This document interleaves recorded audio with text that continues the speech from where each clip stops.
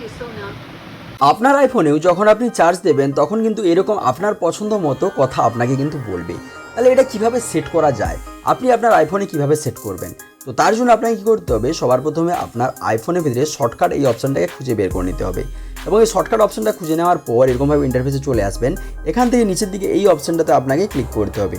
এই যে নিচের দিকে এইখানে অপশান একটা দেখতে পাচ্ছেন, দেখুন এই অপশানটাতে আপনাকে ক্লিক করতে হবে। এই অপশানটাতে ক্লিক করার পর নিউ অটোমেশন বলে একটা অপশান পাবেন, ওটাতে ক্লিক করতে হবে।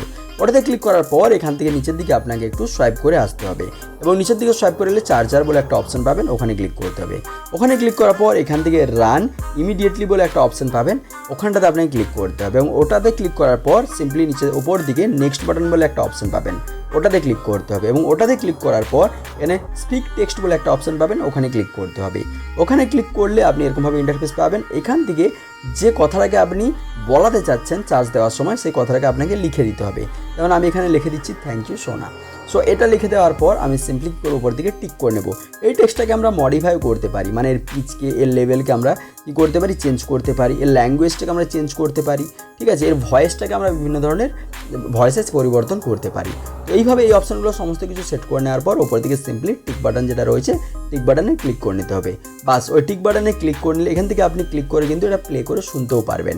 সো এইভাবে কিন্তু আপনি কী করতে পারেন, যেটাকে পুরো সেট করে নিতে পারেন। সেট করার পর যখনই আপনি আপনার ফোনের ভেতরে চার্জ দিতে যাবেন সেকেন্ড টাইম, তখন দেখবেন কিন্তু ওই যে আওয়াজটা আপনি ওখানে সেট করলেন সেটা কিন্তু আপনাকে বলে শোনাবে। তাহলে এইরকমই আইফোন সংক্রান্ত বিভিন্ন তথ্য পাওয়ার জন্য অবশ্যই চ্যানেলটিকে সাবস্ক্রাইব করে ভিডিওতে একটা লাইক করে দেবেন।